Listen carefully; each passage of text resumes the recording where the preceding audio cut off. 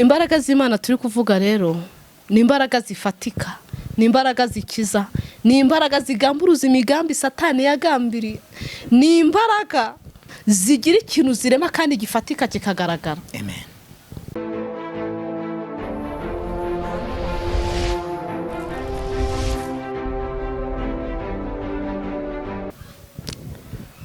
Turabashuje mwese badukurikiye kuri Urwiza filime, by'umwihariko mwebwe bashuti banjye mukunda kunkurikira mukurikira ibiganiro byanjye. Imana ibaha umugisha. Uyu munsi noneho ndi gushima Imana, mfite ishimwe rikomeye cyane, ariko ndi kumwe na mugenzi wanjye, nawe reka banza bibwire. Murakoze, nitwa Ndakubwimana Somaire. Uyu munsi none twaje kuvuga ku mbaraga z'Imana. Imbaraga z'Imana turi kuvuga rero ni imbaraga zifatika, ni imbaraga zikiza, ni imbaraga zigamburuza imigambi Satani yagambiriye, ni imbaraga zigira ikintu zirema kandi gifatika kikagaragara. Amen. Reka dutangire tubanze dusenge Imana. Amen. Ndagushimye wowe Uwiteka Jehova, na yindi Imana ihwanye nawe. Amen. Muri iyi si no mu ijuru urashoboye. Witwa ndiho kandi uzahoraho, izina ryawe nirihimbazwe. Amen. Dusengeye abanyarwanda muri rusange, dusengeye n'abandi n'ibindi bihugu, kugira ngo uhindure ibyanze guhinduka mu izina rya Yesu. Urengere abafite ibibazo ndetse n'ibigeragezo. Turakwinginze kugira ngo utange amahoro n'umutekano, kugira ngo utange imvura nziza kandi y'umugisha n'imirima yere. Abafite ibibazo bitandukanye ntubibagirwe, abarwayi bakire mu izina rya Yesu. Ababurana imanza zitari amahugu ubaburanire, kugira ngo urenganure abarengana mu izina ryawe. Turagushimye rero kuko tukiriho, kandi uhabwe icyubahiro none n'iteka ryose. Amen. Nziye uraho neza? Uraho? Ndebera rukuri kw'Imana, sibaye wabonye. Imana ishimwe. Icyatumye nguhamagara uyu munsi, nagira ngo mbwire abantu bankurikiye ko Imana igikuraho urupfu. Nabonye Imana mu mwaka wa 2021 tuwinjiramo, Shitani yakoresheje abakozi be banyoherereza ibintu bibi bya ikiragi. Sinabasha kuvuga, mara iminsi 3 Somaire ndikumva byibuka, ari mu bantu baje kunsengera. Somaire ni umukozi w'Imana. Ninjiye mu mwaka ntavuga, camarenga, njya kuvuga nkumva hari ikintu kiri gusuma, nkajya ncira umutware wanjye amasiri, nkajya mbasha no kwandika, ariko mu by'ukuri ntabasha kuvuga. Mbasha kujya kwa muganga bamana transferi, ibyo biratambuka. Nari nzi ko buhamya nzabutangira rimwe, ariko ndashima Imana cyatumye nza hano. Ni ikitangaza Imana yankoreye iri joro.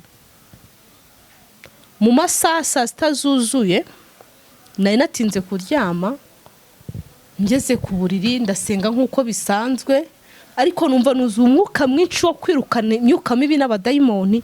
Numva nizo mbaraga ndimo, ariko ni nk'umwuka wera wari uri mu nkomanga yuko hari ikintu kigiye kumbaho.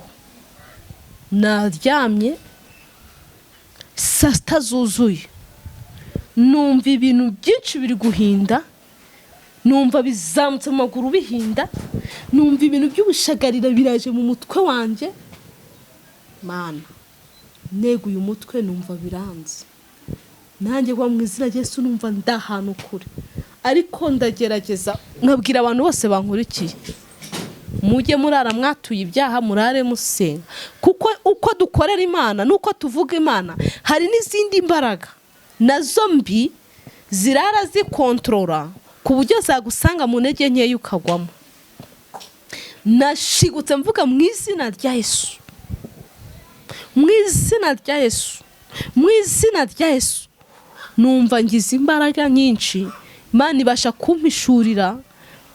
Ijwi ry'Imana rivugana nanjye, rirambwira ngo bohereje ihembe ngo ribashe kumena umutwe ninashiguka ngo nshiduke nsohoka nkomera nabaye umusazi. Imana ishimwe. Imana yankora icyo gitangaza numva sinabyihererana, niko kuvuga ngo reka nze mbwira abakunzi banjye, mbwira inshuti zanjye yuko Imana yankuye mu rupfu, kuko urumva urupfu rwari rwaje, ariko Imana ishimwe. Imbaraga tuvuga z'Imana ishoboye byose ni imbaraga zibasha kudukingira iyo myambi yose y'umubi, zikatubera twebwe ahantu tutari, ndetse zikatuvugira, zikadutangira n'ubuhamya. Amen. Iyo rero ukora ibyo ngibyo abo bakozi ba shitani, ariko nabo bararuhijwe, bafite uburushyi bukomeye. Urumve kuba umuntu aryamye bo bakarara bakora ibyo ngibyo, kandi iyo uhagurutse mu mbaraga z'Imana ugasenga biragenda bikabangiza. Hari imbaraga z'Imana zirahari. Hari ikindi gihe nabonye imbaraga zidasanzwe z'Imana ishoboye byose. 2022 shitani yagambiriye ko nahira mu nzu ndi kumwe n'abana.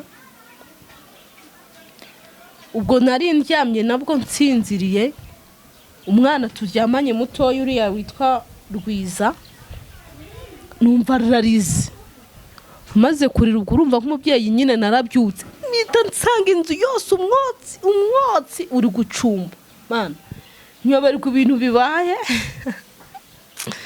Ubwo ntekereza icyumba cy'abakobwa kiryamyemo ba Mikina ba Miriyamu, ntekereza ikiryamyemo ba Mikayire na Mishake. Mbura ikintu nkora, mfata telefoni mpamagara abaturanyi. Ntekereza amasaha ageze naho hari mu masasta z'ijoro na 40, umutwara adahari ari mu kazi. Noneho ngiye mvuze ni Mwami Yesu ntabara, mpita numva Mikina we avugiye mu cyumba ngo Yesu we mujye mutoza abana banyu gusenga. Ubwo nabwo twarabyutse turasohoka tujya hanze, inzu yacumbye yose, duhamagara abaturanyi, dusanga ni sirikwi yari yabaye, hari isinga bari basize hanze, imvura iragwa.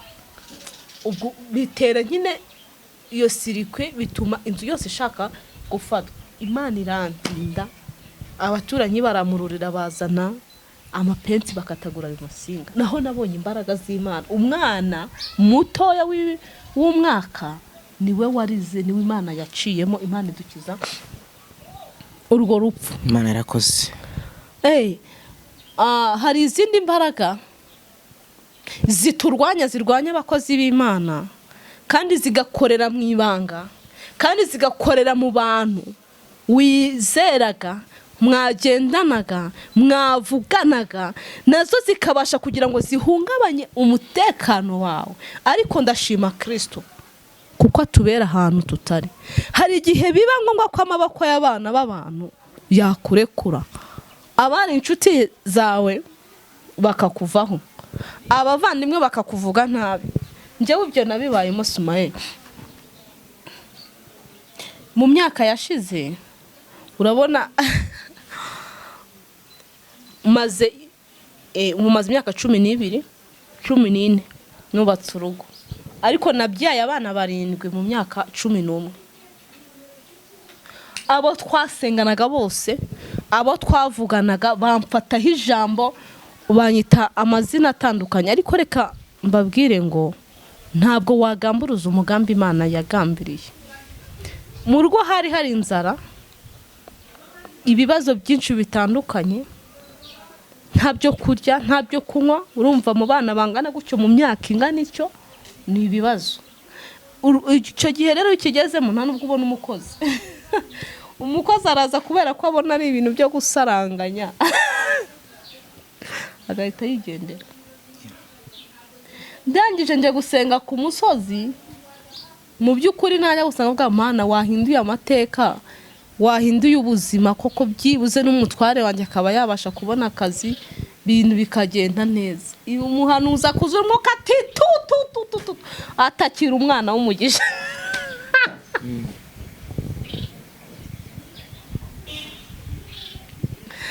nkataha nkacyura umwana ngiye gusaba ibyo kurya, nawe mfite akenshi nagiye ntwita mfite abana, umwana w'amezi 7 nkaba ndatwite, byacamo umwanya hakagira nk'umwaka mba muri ubwo buzima, ariko Imana ikajya ivugana nanjye, Imana ikambwira ngo izangirira neza, nanjye nkubwira ngo nawe Imana izakugirira neza.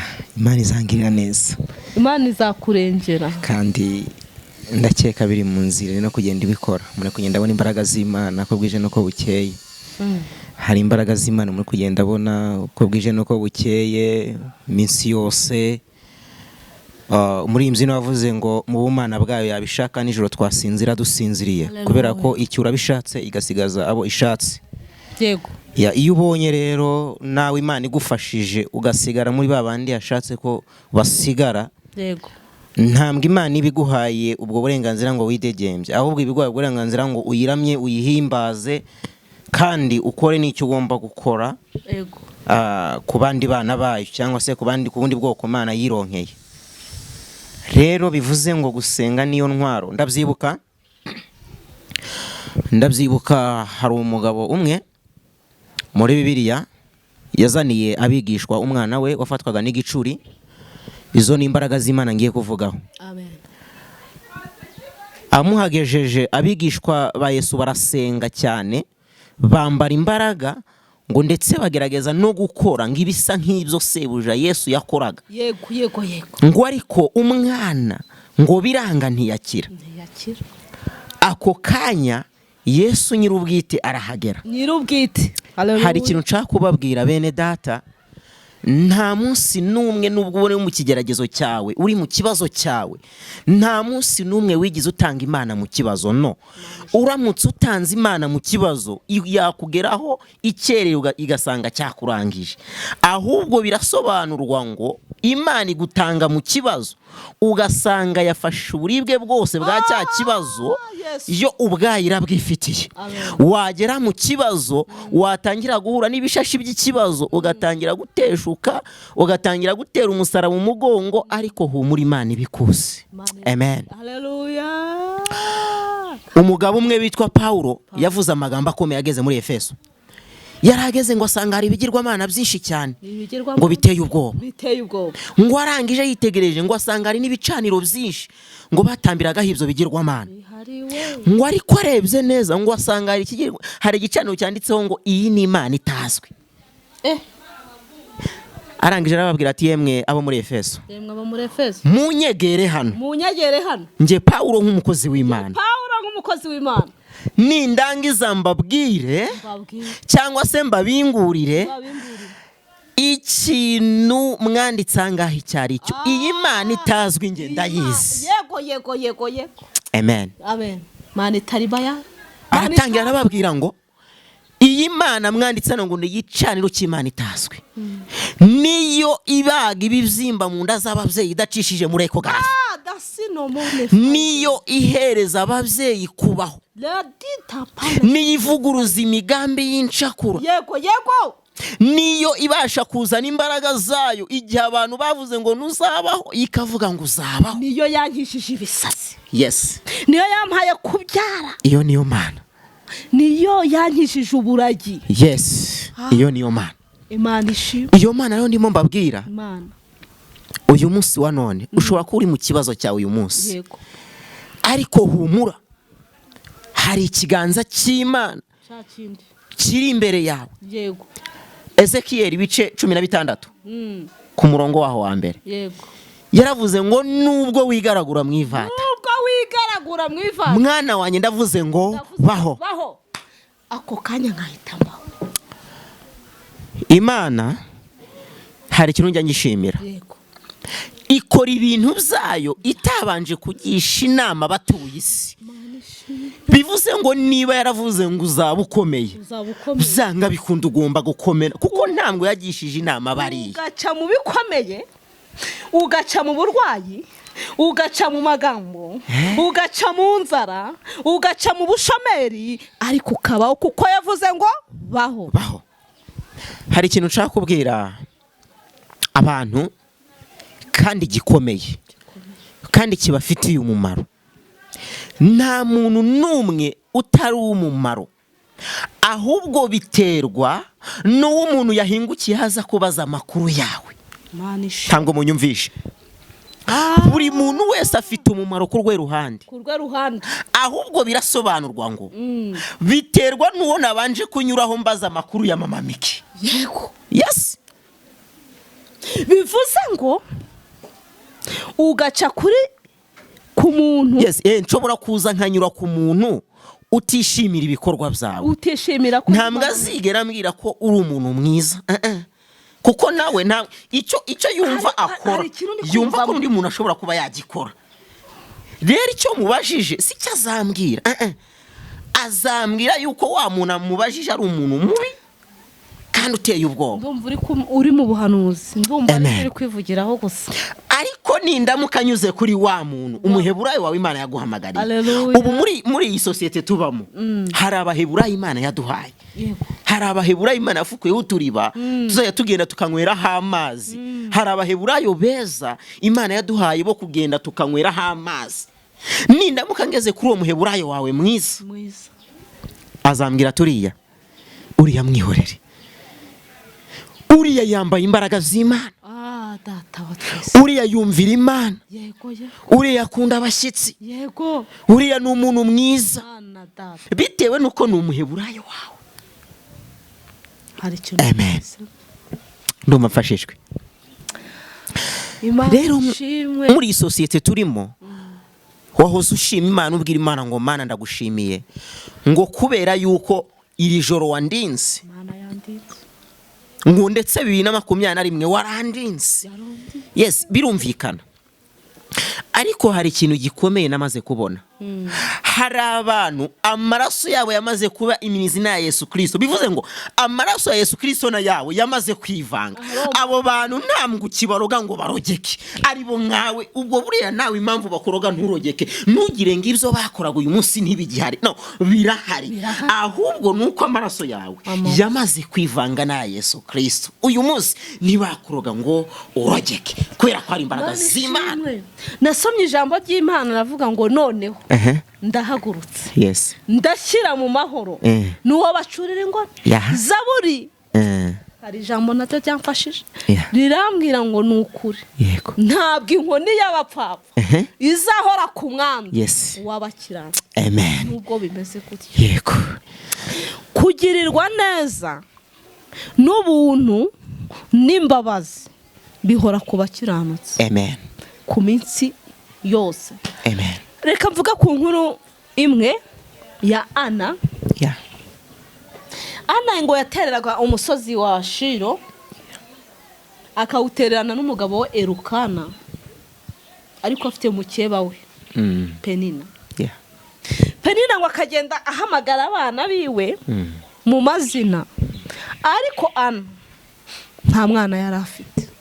ngo akagenda asangera Imana mu mutima ayigimba, ngo ariko yayisaba akayisaba umwana w'umuhungu. Erukana ngo arangije ayitegereza agahinda k'umugore we Ana yaramukundaga, ngo aramubwira ngo urarizwa n'icyaha, njyewe sinkurutira abana 10 ngo ihanagura ayo marira. yajya kubaha amaturo ngo wakamuha imigabane 2 ngo arebe ko umutima we wakishima. Ana igihe kimwe ngo ageze imbere y'umutambyi Eli, ngo we ngo agasenga, Eli ngo akamubona anyeganyeza iminwa ariko ari kwinginga Imana mu mutima yisaba umwana w'umuhungu. amen. aramureba umutambyi ngo aramureba ngaramubwira ngo ni komoda uzageza he gusinda isindwe. Anarahamya baravuga ngo nge ntabwo nasinze, yego, ahubwo ndi gusaba Uwiteka, yego, ngo mu mwana w'umuhungu. yes, haleluya, amen. Eli ngo ahita mwaturaho. yego, dukeneye abantu ariko badusabira bakatwaturaho ibintu byiza. kuzibima. ngo arangije aramubwira ngo genda amahoro. amen. icyo uri gusaba Imana ikiguhe. yes, Imana ishimwe. amen. amen. Anamaze gusama umwana w'umuhungu ngo amubyaye amwita Samweli. yego, abivuga neza mu gice cya mbere aravuga ngo umutima wanjye wishimiye Uwiteka. Amen.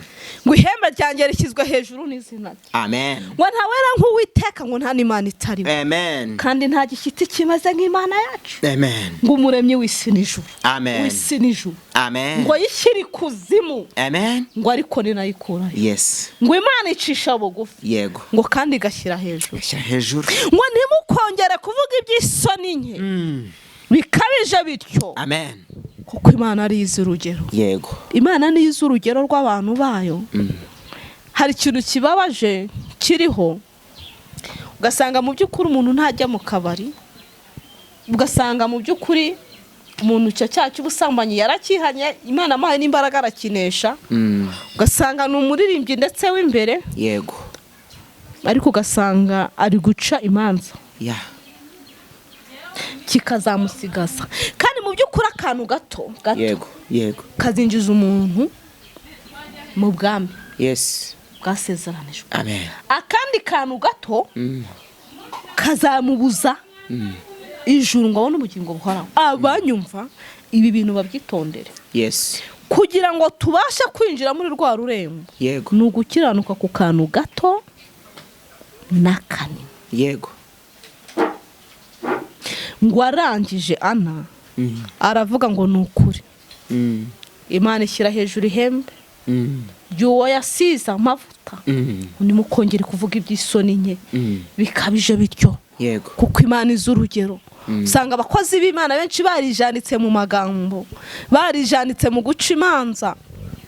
Njya mbibona hano ku ma YouTube, ugasanga bari kuvuga umuntu runaka, umuntu agakora akantu bagahita bareka ibindi byose bari gukora, bagahita bihutira kujya kuri YouTube, kuri social media, guhita bavuga ati mwamubonye yari ameze atya, yari yambaye gutya. Mu by'ukuri gato Yes. kazahesha umuntu ijuru kandi ari mu burisha. Yego. Muri Ezekiel haranditse ngo we mwana w'umuntu we, nagushyiriyeho kuba umuhanuzi uhanurira amahanga yose. Ariko ngo nimbwira umunyabyaha ngo munyabyaha. Yego. Gupfa kuzapfa. Yes. Ntugire icyo ubikora. Ngo umunyabyaha azapfa azize ibyaha bye. Ngo ariko nawe uzapfa uzize kutamubuye. Imana idufashe. Amen. Nubona uguwe neza, ukabona wariye, ukabona wanyoye, ntuzishongore, kuko isi ari urubangikane. Yeah. Kandi ibyiza n'ibibi birasimbura. Ujya Imana igaba ari uw'inyazi. Umuririmbyi yaremye ngo uva ku murongo hakinjira mu ndi. Imana izi wawe ari ahandi ivuye. Kandi ntabwo abantu bajya basubirizwa rimwe. Yego. Ijambo ry'Imana ryo rikavuga ngo numara kurya ugahaga n'ibigega birimo imbuto ntuzibagirwe. Uwiteka Imana. Yego. Yagukuye mu gihugu. Yego. Cya Egiputa. Mu nzu y'uburetwa. Amen. Ngo kwa Farawo. Yego. Muri iyi minsi hari ikibazo, ugasanga umuntu yafashe igihe kinini ari gusengera akazi. Ugasanga umuntu arashubijwe, aguze imodoka, bamubaza kuki utakikora icyo, ati burya rero nabonye akazi, ntabwo ngewe nkiboneka. Yaca ku muntu basenganye akavuga ati nyine nge narashubijwe. Ariko ijambo ry'Imana ngo musengeshe umwuka iteka mu buryo bwose bwo gusenga. Yego. Kuko tutari gukirana n'abafite inyama n'amaraso. Ahubwo turi kurwana n'imyuka mibi y'ahantu. Kandi Satani turwana nawe ijuru aharanira ngo twe kuzarigeramo wararize. Ararize. Kuko yaribaye. Yes. Kandi ijambo ry'Imana ngo wasiwe ugushije ishyano. Kuko manukiwe n'umubi Satani. Umubi kandi afite ubukana. Ntabwo shitani yaje kubaka, yaje gusenya, yaje gutandukanya umukazana na nyirabukwe, yaje gutandukanya abaririmbyi. Umwanya wo kurepeta bawureke bajye mu magambo n'amazimwe, bamwe batengwe. Ukora akantu gatoya kugira ngo itorero rirangare rikuvugaho. Umwanya wo kurwana na bya bigeragezo no kurwanya n'aba barwayi bari gusengera bagakira, bawutinde mu magambo Satani abone ko yinjira. Birakwiye ko dukomera. tugakomeza kandi tukabasha kunesha urugamba. Amen. Birumvikana. Nibyo tukwiye gusenga cyane. Tukwiye gusenga ubudasiba nkuko Yesu nundi yabibwiye abigishwa be. Cyagiye nicyo kintu nigize kuvugaho, ndavuga ngo Yesu ubwe yarahageze abaza se w'umwana, aramubaza ngo mbese uyu mwana yafashwe ate? Amen. Yesu ntango yari abiyobewe, ariko akeneye ngo uvuge ikibazo cyawe, urate indwara yawe. Amen. Harangira mbwa ati databuje umwana wanjye iyo bibaye ngombwa aratitira, ngo rimwe na rimwe ngo akitura hasi, ngo ndetse niyo yegereye amazi bigaragaza kumuturamo, ngo cyangwa se mu muriro. Yesu aravuga ngo umva we dayimone, utitiza umwana ukamutura hasi, ndagutegetse ngo none aha ngaha sohoka ugende. Umwana ako kanya aba muzima. Haleluya. Uwo mwanya umwana ahita aba muzima, ngo ndetse n'ibikomere byari kuri we ngo uwo mwanya birakira. Imana ikiza abantu. Bivuze ngo Yesu afite imbaraga n'ubutware bwo gutegeka imbaraga z'umwijima. Imbaraga zose ziturwanya. Urumva? Mbese mu yandi magambo Yesu we wenyine. Abigishwa yize kumubwira atari ko se Yesu ahantu dusize urahazi? Arasoza ndahazi. N'isimba size mu ndayireba. Ndabizi ifite amahwa akomeye ameze nk'uduhanda. Ariko ninjye musirikare ngenyine uza gutabara banje ku rugamba, ngatabaruka n'intsinzi, nta numwe unkomye mu nkokora. Amen. Haleluya. Harangije bageza ihera abigishwa, akose mwigisha tubwire wabigenje gute, wabikoze gute ku buryo we utegeka abadayimoni bakakumvira, twe twasenze bikatunanira. Imana ishimari. Yesu arabwira ati nta kindi kintu kirukana dayimoni y'ubwoko bwose usibye gusenga no kwiyiriza ubusa. Amen. Ibihe tugezemo tuvuye mu bihe bigoye, mu mwaka ushize wari utugoye, ariko uyu munsi wa none abantu benshi b'abakozi b'Imana bari kugenda bavuga ubuhanuzi bugiye butandukanye Imana yagiye ibabwira. Bari kutubwira ko nano tugiye kugera mu bihe bikomeye, ngo ariko umuntu Imana yabwiye ko izamuhereza umutaka, uwo muntu Imana izamutwikiriza umutaka wayo, ngo kandi imvura igiye kugwa y'amahindu ngo nta kintu izamutwara. Mbese ngo hazava izuba, ngo hazagwa imvura mu buryo bw'umwuka. Ibyo bintu biba bifite proje ndende, ntugire ngo ni imvura igwa ibiza bikaza gusa, nabyo n'indi ntera ndende. Ariko mu buryo bw'umwuka umuntu wese ushikamijeho Uwiteka Imana umutima, uwo muntu Imana izamurinda. Amen. Ngo ndetse no mu busabusa izabasha kumugirira neza, kubera ko hari ijambo Imana iba yarakubwiye. Mwene magambo, hari igihe abantu bakubwira ngo wowe ntabwo uzigera ubyara ngo ushire imugongo, ikavuga ngo uzabyara ushire imugongo. Imana ndabyibutse. Njyewe Imana iherutse kumeza ubuhanuzi bukomeye bwitwa hagati. Imana yantumye ku bantu irambwira ngo mbwirira abantu hagati. Ndayibaza ngo mbese hagati ni hehe? Irambwira ngo hari abantu batari bafite na kimwe, nabahaye byose bari bakeneye mu buzima. Barabyara, nyamara Satani yashaka ko babyara, bariga babona akazi, ariko ntabwo hagati bahazi. Ndayibaza ngo mbese hagati ni hehe? Imana irambwira ngo nabahaye akazi, ngo ariko nabahishe igihe bazakaviramo, aho ni hagati. Nabahaye abana b'abakobwa, abana bo barize, ariko nabahishe yuko bazakora ubukwe bagashaka bakubaka ingo zabo, naho ni hagati. Nahaye abana babo kwiga, ariko nabahishe ko bazabona akazi, naho ni hagati. Nabahaye ubuzima buzima, ariko nabahishe igihe bazavira mu mubiri, naho ni hagati. Mbwirira abantu ngo mbese hagati bafite ni hehe? Haleluya. Abantu hagati bafite ni hehe? Ni hehe? ndangije nanjye ndi kubaza abantu, ese hagati mufite ni hehe? Uyu munsi wa none ushobora kuba ufite byose ukeneye, ariko Imana irakubwira ngo numara kumwemerera ukamutunga mu mutima wawe, nawe azakugirira neza. Uyu munsi wa none Imana irakubwira ngo mwegere, umwegereze umutima wawe. Bibiliya, ijambo ry'Imana uvuga kuri kwa Bibiliya iravuga ngo nkundisha ubwenge bwawe bwose n'imbaraga zawe zose n'ubushobozi bwawe bwose, ngo maze nanjye bintere gumanuka gukora. Amen. Amen. Ngo nugera mu kibazo. Muri byavuze ngo reka kubwira Imana yawe ubunini bw'ikibazo. Ngo ahubwo tumbira ikibazo ukibwira ubunini bw'Imana usenga.